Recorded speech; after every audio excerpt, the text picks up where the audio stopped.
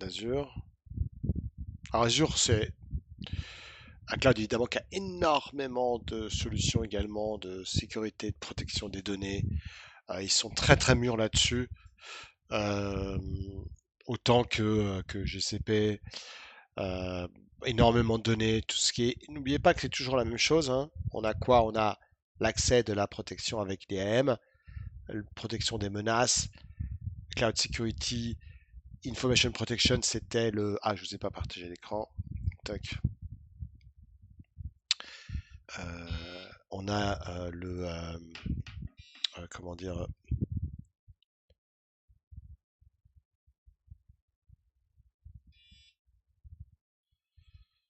On a de le.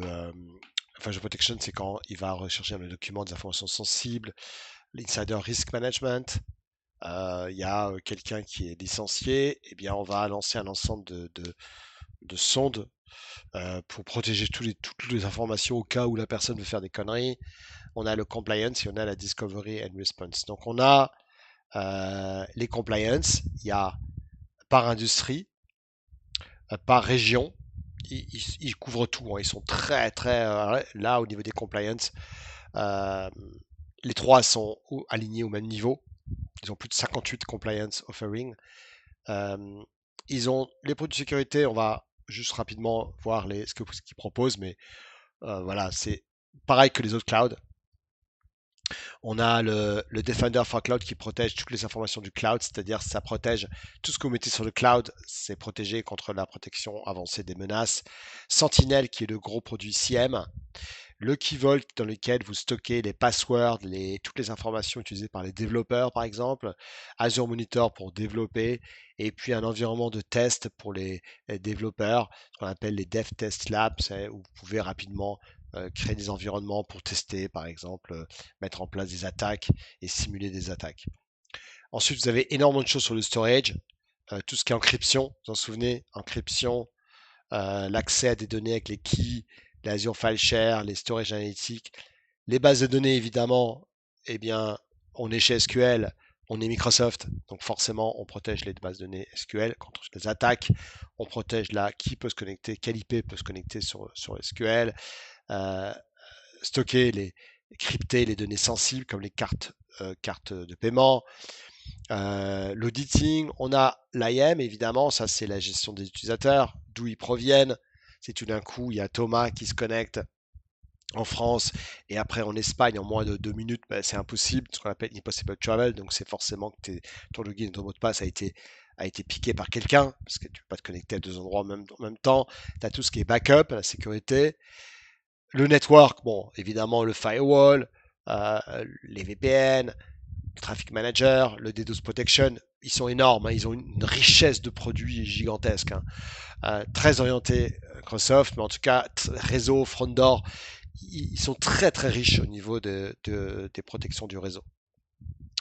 Euh, les best practices au niveau sécurité, les cybersécurité consulting, les pen testing, quand vous voulez tester l'infra, vous dites OK, tu dis que tu es bien protégé, ben allons faire des tests. Donc vous pouvez tester les 10 vulnérabilités au niveau du site web, faire du fuzz testing, le port scanning, le DDoS. Donc vous pouvez vraiment mettre en place un vrai un vrai système de simulation euh, pour vraiment montrer à ton SOC que c'est protégé. Parce que c'est ce qu'il voudra faire à un moment donné. Il voudra tester les produits pour vraiment voir si c'est vraiment vrai que c'est protégé complètement. Et on a les compliance, ok? Alors, les niveaux de compliance sont énormes. On a le produit tous les produits de compliance que vous voyez ici. Ça, je vous en ai déjà parlé à l'instant. Donc, que ce soit global, US, industrie ou régional, industrie par industrie, vous avez des protections régionales comme l'HDS, comme l'Inde, comme l'Espagne, etc. Tout, euh, parce que les données doivent rester dans le pays, et bien évidemment, c'est ça. On a le cloud, on a chez Azure ce produit-là, qui est alors, Azure Logging. On a un des produits, un des plus connus, qui est le Defender for Cloud. Je vais vous montrer à quoi ça ressemble. Ça protège toutes les données qui sont sur le cloud et les données on-premise également. Donc, je vais vous montrer à quoi il ressemble ce produit-là. Et, et vous allez voir un peu la puissance et le temps que vous pouvez éviter dans justement les tester s'il n'y a pas quelque chose qui ne va pas dans votre infrastructure. Donc vous avez un produit qui s'appelle Defender for Cloud. Je vais vous montrer un peu à quoi il ressemble. Defender for Cloud. Alors Defender for Cloud, c'est le produit Azure qui vous protège justement contre tous les ressources sur le cloud. Alors vous avez d'abord ce qu'on appelle le score. Un score, c'est quoi? Ça détermine, en plus multi-cloud, parce qu'il est capable de protéger également tout ce qui est Azure, AWS et GCP. Donc vous voyez que ce qui est intéressant également, et c'est là où on va vous demander, est-ce que les systèmes de protection que vous avez protègent également les autres cloud providers? Ça veut dire que oui, Defender for Cloud également est capable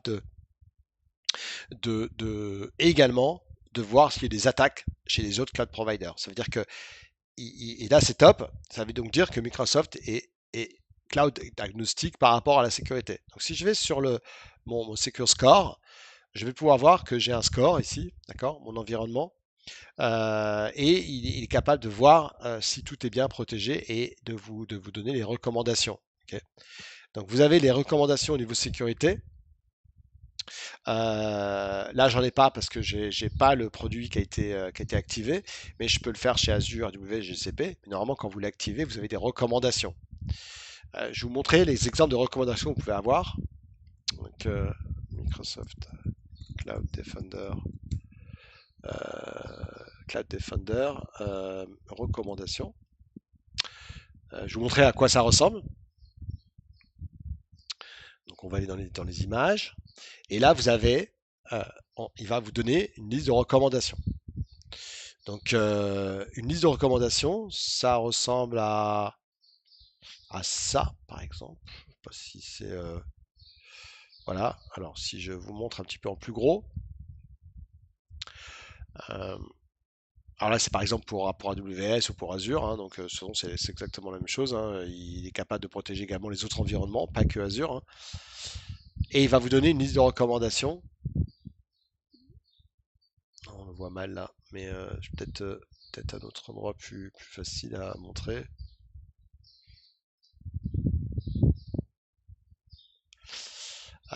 Où là, il va dire, par exemple, vous avez 38 machines virtuelles, vous avez des bases de données, vous avez même des clusters AWS, vous voyez, donc il est capable, et il va vous dire, attention, par exemple, sur une base, je sais pas, sur une machine virtuelle, vous avez ouvert le port RDP 3389, donc ça, c'est un problème. Sur le SQL, vous ne l'avez pas chiffré. Et puis vous allez avoir un score comme ça qui va apparaître, 237 sur par exemple 244, en disant, ben voilà, j'ai vu qu'il y avait 122 ressources qui ne sont pas protégées correctement. Ça peut être un VPC qui n'est pas protégé, un VNet, ça peut être un firewalling, ça peut être des ports qui sont ouverts, ça peut être par exemple le MFA qui n'est pas activé pour vos users, ça peut être une base de données qui n'est pas chiffrée, ça peut être une app service, un site web où il n'y a pas de protection contre les menaces, etc. Tout. Donc c'est ça le principe, c'est qu'il va vous donner un ensemble de recommandations. Vous avez alors pour vous montrer la complexité, c'est juste pour vous montrer, vous avez également des slides très intéressants, je vais vous montrer ces slides-là. Alors est-ce que je les ai toujours là? Qui montrent également comment est-ce que Microsoft protège.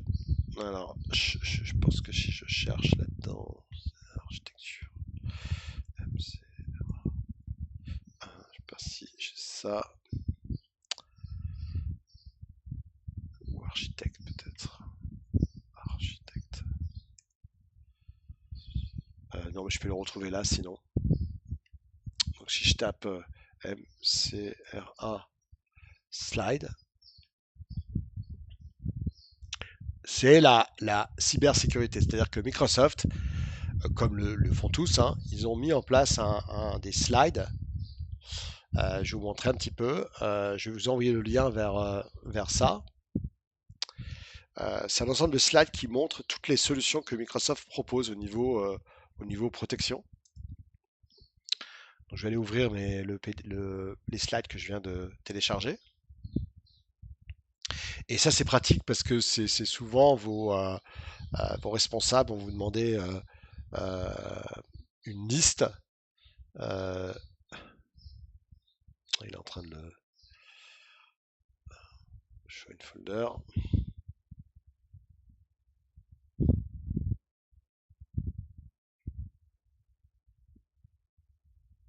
Je vais aller dans mon download ici.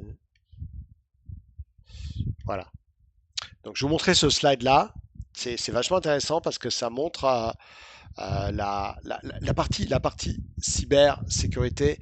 C'est la grosse solution de Microsoft parce que c'est évidemment voilà la première chose, c'est de protéger le cloud, non seulement les clients, mais en plus voilà le produit en lui-même. Si demain ben, il y a une attaque, c'est pas terrible. Donc ils protègent leur infra, ils protègent également vos solutions. Donc il y a des protections qui sont logiques par rapport à Microsoft et d'autres qui sont protégées par rapport aux proposés. Alors je vais vous montrer un slide qui pique un peu, mais qui montre les solutions énormes de protection que Microsoft propose. Donc c'est un truc assez gigantesque. Euh, vous allez voir ce que ça permet de montrer. Voilà. Alors évidemment c'est énorme. Euh, et ça montre tout ce que Microsoft propose au niveau de, par exemple, la protection des identités, le Hello for Business, le Authentication App, la protection des données sensibles au niveau de vos documents Office. Ici, ça vous montre l'infrastructure au niveau IaaS et PaaS, le Firewall, le DDoS Protection, le Endpoint Protection, qui est le Defender for Endpoint, c'est un nouveau antivirus hyper sophistiqué. Donc, vous voyez un petit peu comme c'est complexe. Et ça, c'est vraiment pour le SOC. Hein, ça montre la puissance de protection que propose Microsoft pour protéger vos données. Ok. Alors, on y est puisque on va finir par OVH. OVH propose très peu de solutions de sécurité intégrées. Par contre, c'est à vous d'installer vos solutions. C'est-à-dire que eux, ils ont data center, ils vont pas proposer autant de niveaux de sécurité que les autres. Intégré, je parle, mais par contre, ça sera à vous d'installer votre checkpoint, le Palo Alto, etc., dans une machine virtuelle, par exemple, et de vous protéger contre les menaces. Au niveau sécurité, on va parler d'OVH.